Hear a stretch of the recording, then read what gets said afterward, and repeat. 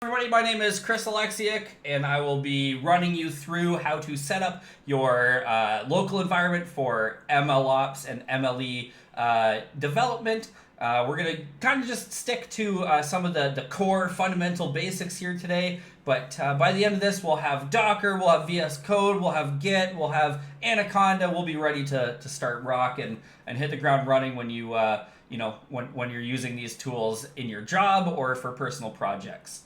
I'm going to be abstracting two tutorials today. The first one is FourthBrain's tutorial on how to get set up with your environment. So this covers some tools like VS Code, Conda and pip, as well as using Jupyter Notebooks. We're not going to touch too much on the notebooks today, but they're awesome. So we'll make sure to accommodate for those for sure. And the other tutorial that I'm going to be abstracting is this DeepLearningAI.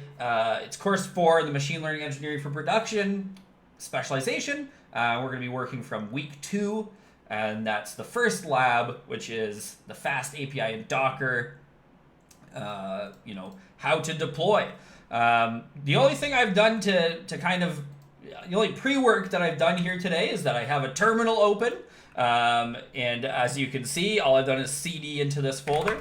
And the only thing present in this folder is the, and just to really be sure, the only thing present in this folder is this Anaconda .sh file that I got just from Anaconda's website. The reason that I got that ahead of time is just so you don't have to watch me downloading it. But other than that, we're ready to hit the ground running here. So let's just get right into this. First thing we're going to do is we're going to get Anaconda up and running. Now, I'm going to use the command bash, which is going to help us run this script. And as you can see, I only need to type the first few characters of Anaconda, and then I can use the tab button to autocomplete the rest of the line. Let's quickly read this agreement together. So, yep. So we just read it very fast, and I think that, yes, I agree. So we're going to go here. Now, as you'll notice, it's asking me if I want to install this in the default location. I sure do. Keeping it default keeps it easy. So what is Anaconda? Why do we want it, right? Well, Anaconda is it's a package an environment manager for Python. So what it's going to help us to do is it's going to help us to make sure that we have clean and organized environments. So we're not cluttering up kind of our global environment space on our computers. And I guess I'll just take a pause a second to let you guys know that I am running Linux. I'm on Ubuntu 22, the LTS, codename Jammy. So, these instructions should work for both WSL2 as well as Ubuntu, but just to be clear, I am on that Ubuntu distribution. We're going to go ahead and we're going to want to run Conda init, absolutely, just so that it's all set up, it's all ready to rock. And we can clear the screen here, and we'll make sure that it installed properly by using the command conda list. That's going to list all of the packages we have. As you can see, there is just about what I would describe as a bazillion. So we're going to go ahead and clear the screen, and that means that it successfully put those packages in. Next up, the next tool that we're going to want to grab is our git all. So that's our git command line interface tool, or CLI tool. So we're going to just do that using sudo apt install and then git all, and that's just going to install just like that. Pretty straightforward. The next tool we're going to want is VS Code. VS Code's amazing. It's an IDE. It's very lightweight. It can be lightweight. You can definitely make it heavier, but it's very lightweight out of the box. It works everywhere. It even runs in the browser now. And the way that I'm going to install that, though you could visit their download page and download the packages, or just download it on Windows or Mac, however you want to do it. I'm going to use snap. So I'm going to use the command sudo snap install code, and then I'm going to give it this flag of classic, and that's what's going to let us install it. So because Visual Studio Code it can do the way that snaps work is that they're very contained. VS Code needs a little bit, less containment, so we're going to use the -- classic flag there to let us install it just fine. Now that we have it installed, running it's real simple. We just, in our terminal, write code space dot, and boom, there we go. We've got code, and as you'll notice, we're actually in the same directory as where we ran that code dot. So you can see here, it might be a little bit small, sorry for that, but you can see that we're, we have this anaconda.sh, and we're in this MLOps demo folder. So now that we've got code, now that we've got Git, now that we've got Anaconda, the next thing we need, of course, is Docker. And so, I mean, it's a familiar pattern at this point, but we're going to sudo apt install docker.io, and that's I already have it. So just to let you know what how we can remove packages, let's say, as you can see, we can just type sudo apt remove docker.io, and that's going to stop the service and uninstall it, and then we can also go ahead and reinstall it with sudo. Let's just clear here so that it's less messy. We can also reinstall it with sudo apt install docker.io. That's just going to install it. Make sure that we've got it, and there it goes. Look at that, beautiful.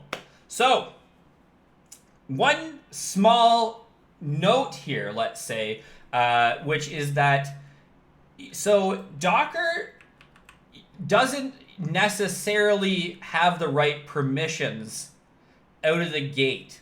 So what do I mean by that? Basically, when you install Docker, you might run into an issue where it gives you like a permission error.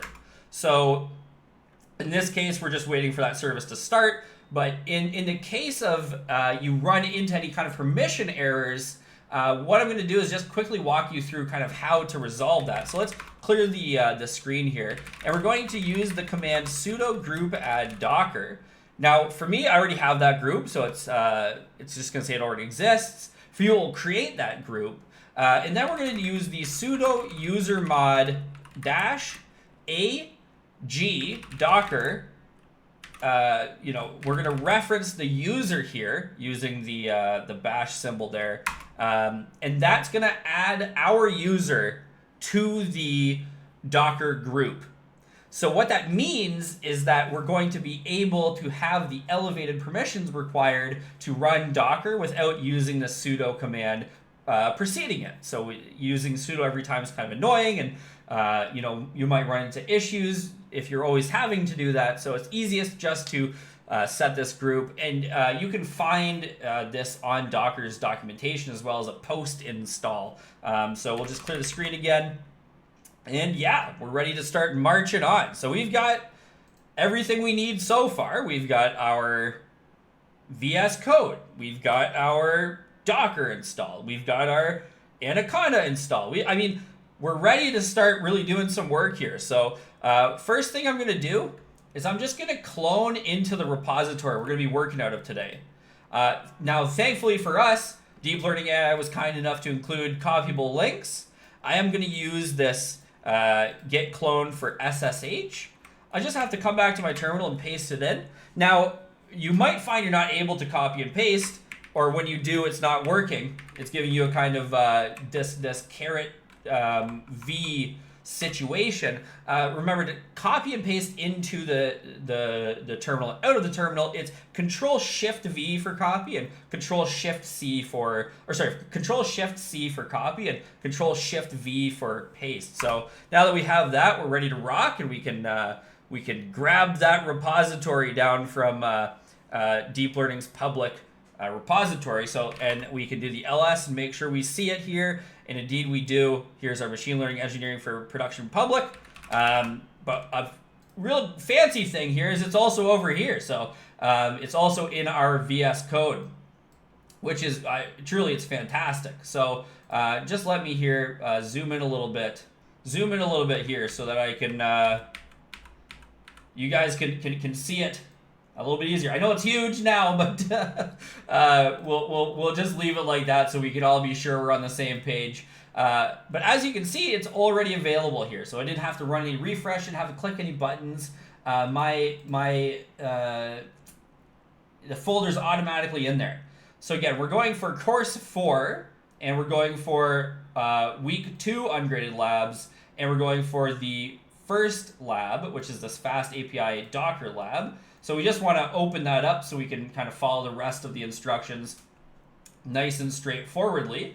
And we'll show you some other cool stuff you can do. So while we could use the integrated terminal for the rest of this exercise, I'm just going to stick to using the Ubuntu terminal. It's just my preference. You can absolutely follow along, no probs, using the terminal from the integrated terminal in VS Code, which launches, looks just like this. It's great. It's a great tool. But for me personally, I'm just going to stick with the standard, again, force of habit. So let's really quickly kind of like think about what we're doing. So what are we going to try to do today? Well, we have this pretty nifty wine data set that's available through sklearn. So we can take a peek here, just zoom in a little bit so you guys can see it. And yeah, basically it is a multi-class classification data set. We get a bunch of wines that have a bunch of different features. If we check the user guide out here, we can see that they have these 13 different attributes, and then we're predicting them into one of 3 classes. So basically the way we can think about this is that we're given some attributes about these wines, and we want to predict kind of what camp they fall into. So to do that, we're just going to build a fairly straightforward classifier, and we're going to expose that classifier via API thanks to Fast API, and we're going to run that all in a Docker container. So the idea here is that we want to emulate the process of putting something into a Docker container and getting it ready to push onto into the real world. So once you have that container, you can kind of just push it up and run it on your favorite web hosting cloud compute service. So it's easy enough. To go forward. So we're going to use a few of the Fast API features, but in order to get started, CD into our machine learning repository, easy enough. Next step, we're just going to CD on into course 4. Now, we could just keep doing this in LS, but we can also just, use the GitHub repo to guide us. So we're going to go for week 2 ungraded labs. And then we're going to check out C for week 1. We want lab 1, which is a Fast API Docker lab. Boom, we can get there in one step. Check it out. And in here we have no batch, readme.md, and with batch. So if you're following along in the DeepLearningAI repository, at this point we are moving on to part 1, which is one prediction at a time. So, while it's easiest for me to work in the CLI for some of these things, it's going to be a lot easier to work on them in VS Code for a few others. So let's quickly just look at what we need in order to have Fast API build this API for us. The most important thing is we need to have an app folder with our main.py in it. Essentially what we want to do is just make sure that we have that parent directory with app in it. And then in that app directory, we have main.py, and that's what's going to be like our Fast API app, okay? So what do we have here? First of all, we just build a class, make it easy on ourselves, where we have this class of wine that's got all of our 13 attributes locked in there. The first kind of real line of code, so other than just creating our app and titling it. Our first real block of code here is we're going to have this at app.onEvent startup. So what that's going to do is it's going to make sure that it runs this whenever the app starts up. So it's going to be the thing that it does when it starts up. So if you have something like loading a model, or in this case, we're loading our classifier, which we are storing in this wine.pickle file. So it's just been pickled. We just load that classifier right at the start to make sure that we're not having to load it on first inference or anything like that. So this is just a way to make sure that this decorator here is a way to make sure that you run this code before as your app is starting up. And then we have just our get slash, which is our root directory or our root index. And yeah, we just have a little, you did it, your API is working, good job. And then we have, here's where we kind of have the good part of not the good part, the workhorse part of it, which is our predict endpoint. So we have this post predict endpoint. Fast is real straightforward, right? So we have app.onEvent startup, right? And that app is referencing this fast API object that we created up here. And then we have this app.get. So that's a get method on the root index. And then we have our app.post. So it's really that straightforward with fast API, right? It takes out a lot of the work for you. So we're predicting on that wine class that we made above here, and we're just setting these attributes in a way that our model expects them to. So our classifier expects them to be in this list within a list. And then we're just going to call our prediction on our classifier with our data points. We are going to push that to a list, and then we're going to return the first prediction. And then we're going to return that as a JSON object, essentially. So this format here allows Fast to return it in a way that the computer or that the web browser understands, so that we can see it and we can use it, and it'll be great. So that's a quick little walkthrough of the actual Fast API app. Now you'll see these squigglies here. This is because I haven't set my interpreter. So let's do that now. So what we're in the actual tutorial, deep learning does not require you to do this step, but I do think it's important to see, because it does kind of like let us use the other tools. So remember, we got this Conda here earlier. We've got that Conda list, okay? And so what I kind of want to show you guys is let's use Conda here. We're gonna create Conda create, and we're gonna call this -n here. Let me make this terminal better to see. It's just got a really long prefix here, so we're gonna make it a little bit easier to see. So we're gonna do Conda create --name. We're gonna call this our fast or you know what? Let's name it a little bit better. This is our wine predictions API no batch environment. Technically, we don't need that no batch because it's the same environment, but let's just call it wine predictions API environment. We're going to use Python equal to 3.8, and we're going to include pip as our initial install. So we run this command. Conda asks, hey, do you want all this stuff? And we're like, yeah, we want all this stuff. And so we just go ahead and let it create this environment for us. As you can see, it tells us right here how to activate it. So we'll go ahead and we will do that with Control-Shift-C and Control-Shift-V, and we will activate it. Now, this is a really cool part about Conda. You can see that we're in Conda because we have this this prefix here. So this wine predictions API. Now, you can also get that by going Conda env list, and you'll see that we have a little star because we are currently in the wine predictions API environment. But we have this kind of like reminder of what environment we are in Conda. Now, if yours doesn't have a little Python, don't worry about it. That's just a little thing that I added to. It's just for fun, so it's not a big deal. And yeah, so now that we have that in kind of a set up, let's work on getting what we need for this environment. So the way we're going to do that is we're actually going to cd into no batch. And we're going to look what's in here. And we can see this thing right here, which is this requirements.txt file. So what I'm going to do is I'm going to pip install recursively requirements.text. And what that's going to do is it's going to install every single requirement that's in that requirements.txt file, and it's going to add them to my currently active wine predictions API environment.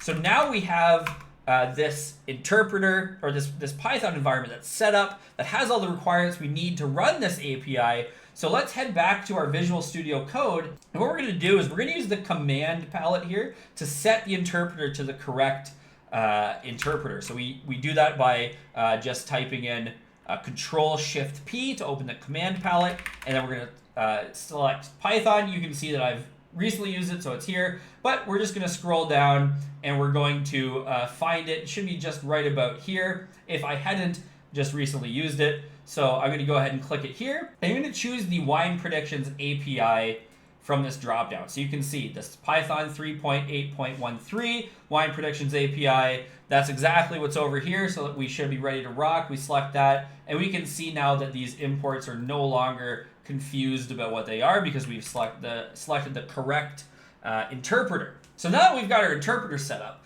we don't actually want to run our Flask API from this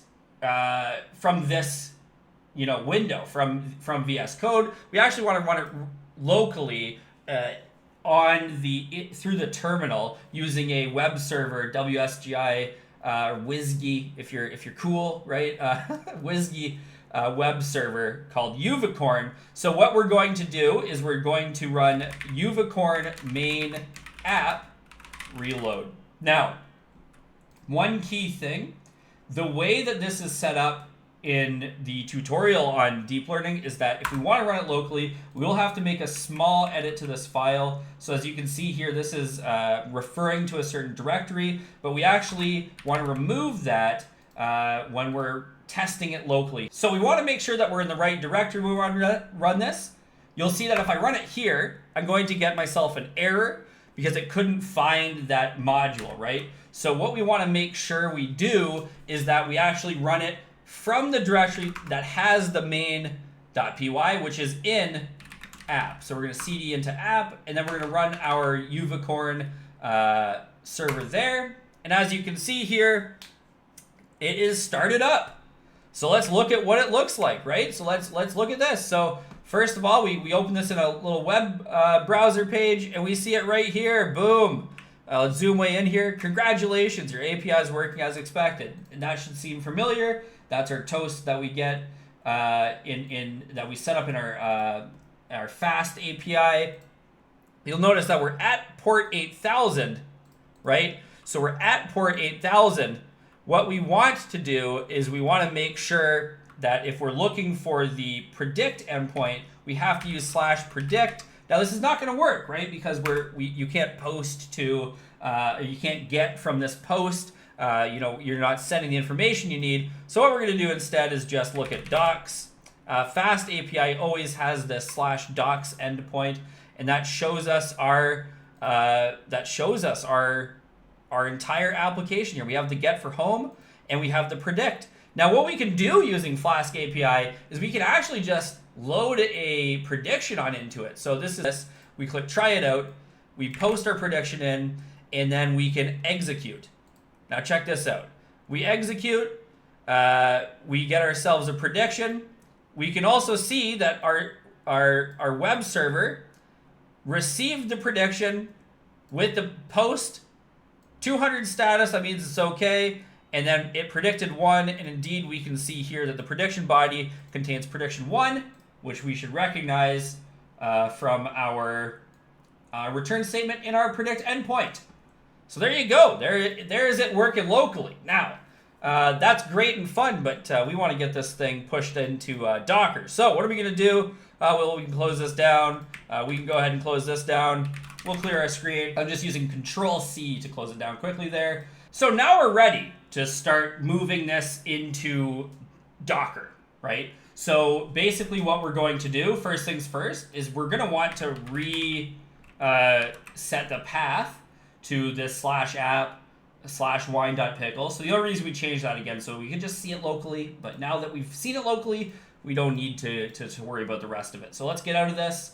We're going to check out that Docker file. So Docker seems confusing, but it's fairly straightforward. What we're going to be doing first and foremost is we're going to be kind of building this image. We use this image to be able to create containers from that image. So our image that we're going to be creating is going to rely on another image. And that image is called, let me know when you get tired of hearing the word image, right? But that image is going to be called this Alpine Anaconda 3.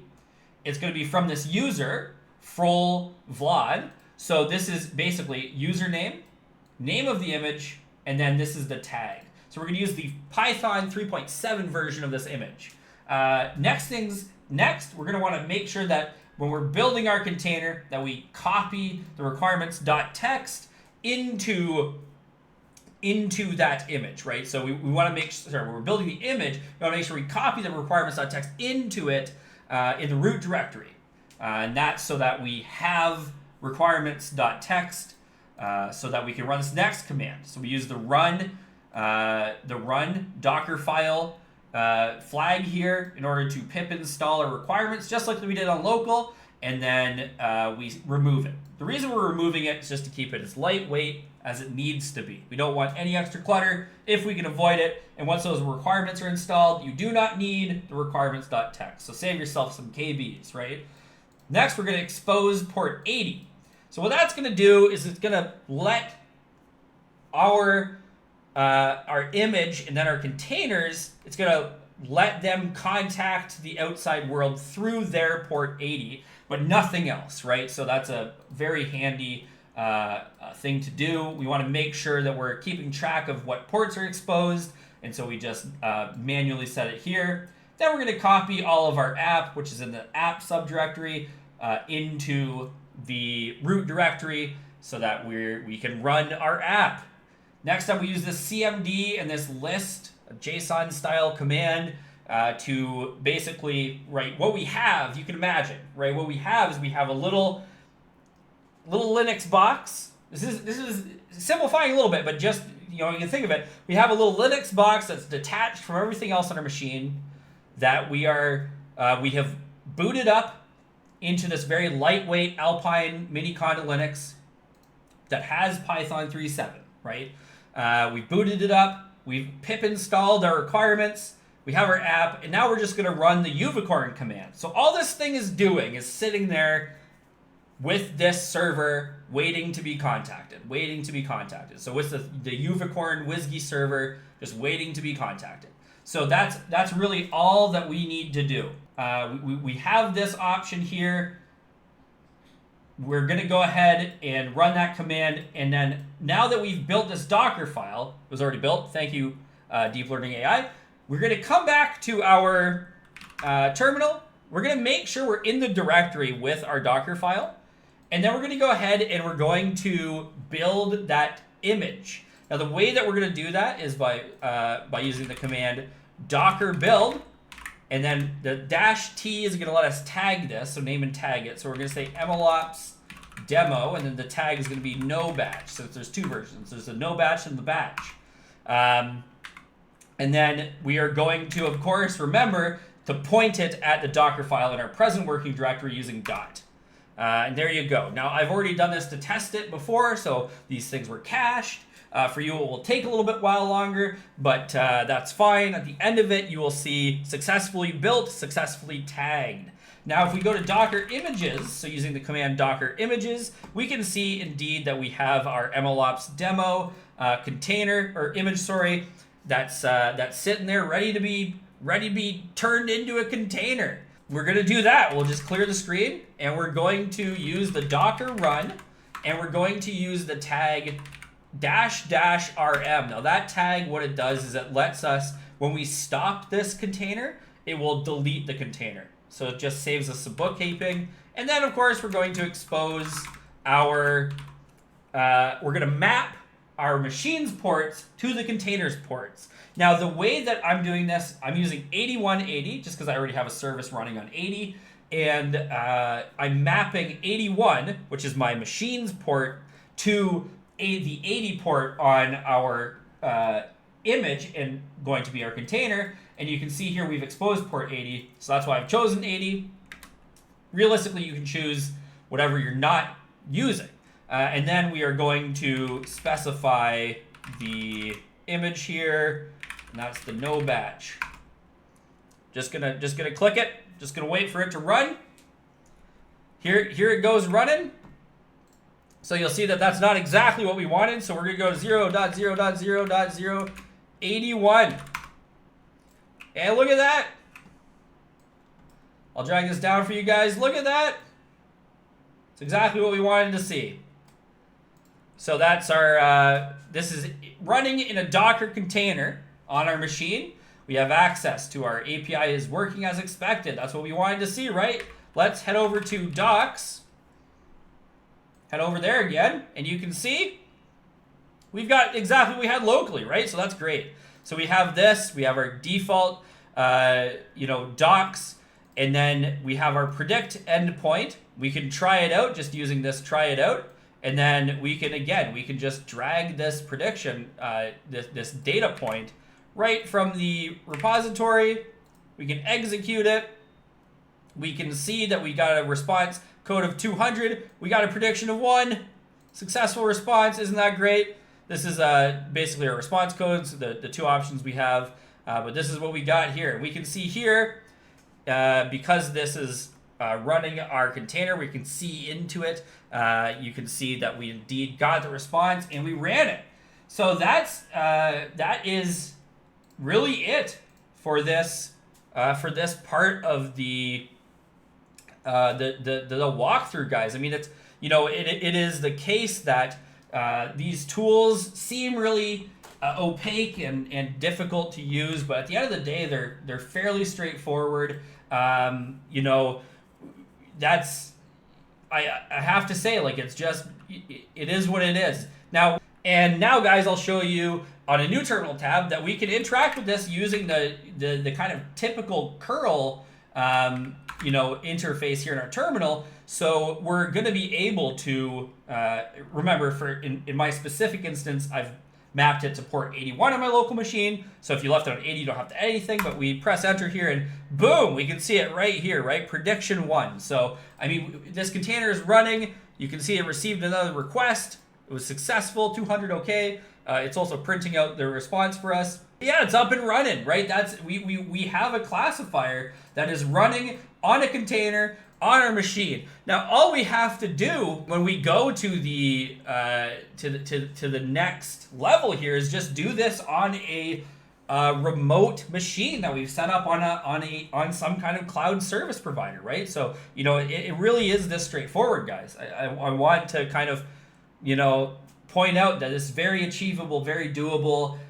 So let's move on to the second component here, which is kind of doing this with batch. So what I'm going to do is head back over here, and I'm just going to shut down. So we're finishing the server process, and then we're going to use this command called docker ps just to make sure that we're not currently running any containers. Thanks to that --rm command, we can see everything's okay.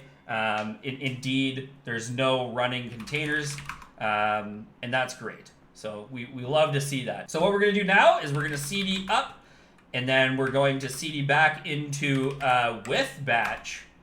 Check out all this cool stuff here. So we're not going to, at this point, we're not going to redo the local test. We know it works, right? But we do want to make sure that we're building that container. So when we go to in VS Code, when we go to the with batch, we check out our app, you'll notice a difference. First of all, check that out.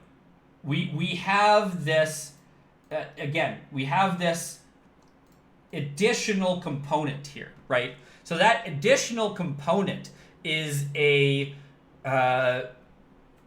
allowing us to include a batch of these wines, right? So what this this line is basically saying, is it saying it's a list? So Python list, fair enough. Everyone's kind of straightforward. Then a con list, item type float, min items 13, max items 13. So what is this con list thing from Pydantic all about, right? Well, I mean, the easiest way to find out, as always, is just to head over to the docs. So we can do Pydantic con list and just, you know, kind of reassure ourselves about what this is. And just through a quick Google, you know, you can find yourself looking at an example. So basically, the con list, what it's doing is it's saying, hey, this list should be of type float. There should be a minimum of 13 items and a maximum of 13 items, which of course means there should be exactly 13 items, right? So it's a constrained list. So it's a very cool data type to make sure we're getting the kind of information that we want to get. We don't have to name each of them. So if we go back to this main, we can see like we named each of these and it said what they should be, and we got them from this reference, right? We don't need to do that so long as we make sure we order the features in the expected format. So the model expects it in this order, right? We just have to make sure that when we put our features into our constrained list, that they are in that order. On startup, again, we're just making sure it's going on startup. Same thing as before, the API is working. And the predict, the only difference is that instead of the wine class being this kind of class model here that's put out into a list, we just take it right from batches, and then we can batch predict with our classifier. So fantastic. So that's all we're doing different, right? We're just adapting this to allow it to work with batched predictions. All right. So that's it. That's it. All right. So you can see it wasn't a lot of work, right? It was just about zero. So now we're going to come back to our terminal and we're going to just build this thing. MLOps demo, and we're gonna say this is with batch. And again, present working directory, boom, we built it. It's that fast, right? So again, I'm using some cached values. Now you guys should at this point also have them cached because you just went through the first part, but easy peasy. Let's clear our screen here. So what are we gonna do now? Well, we're gonna run our Docker image into a container. We're going to use the same command we did before, this time using 82. And then we're going to use MLOps demo. We're going to say with batch. We're going to click it. We're going to sit there and wait, and then it's going to launch. And then we're going to go to our browser. And we're going to go to 82. And you know what? We could just still go to docs here. And let's see. Boom! You love to see it, right? Like this is how easy it is. You know, it's so straightforward, guys. You know, never let this part of the process be a roadblock to you, right? Like look at how little time it took to go from 0 all the way to this, right? And the Docker file is it's not easy at all. So I don't want you to think that it's easy, but like it's straightforward once you understand, right? So we're taking from this base image. We're adding requirements to it. We're running the requirements. We're exposing this port. We're adding our app, and then we're running a web server for our app. Right? It's very straightforward, guys. And don't be scared by deployment. Don't be scared by Docker. They're incredible tools. They're so good. They help us so much. So now what we want to do, though, right? So I know what you're saying, Chris. We've got it working, right? We can see the. Congratulations here. If we go to our docs, we see our docs, but can we access it through the terminal? Can we access it through CLI? To which I respond, of course. So we're going to make sure that we go to our with batch folder, ls, just make sure we see that wine examples. Indeed, we do. And we're going to rerun that command. Basically, all we're going to do is make sure that we are on this 82 port, which is where we where we have our container running. So that our container's 80 port is mapped to the local machine's 82 port, and then we're going to use the batch1.json, and away we go. And look at this. So if we look at batch1.json, let's do that. Let's look at, so this is one example, batch1.json. We've got batches of strings. Remember, these have to be in order. Important now that we're not using names, right, to reference what goes where. We've got this big list of JSON items, okay, and we received back a big list of predictions. I mean, that's it working. That's it, guys. That's all it takes, right? And again, I don't want to wax on too much about it, but it's really important to kind of know, that this is well within your capabilities, right?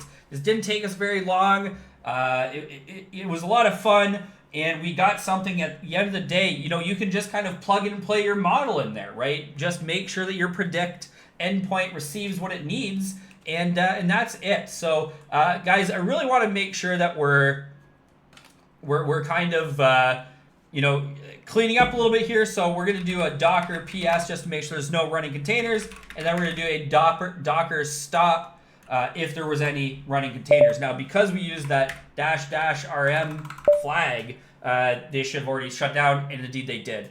And that's really it, guys. So let's just recap what we did today, right? So we installed Anaconda. We installed Git. We installed Docker. We installed VS Code.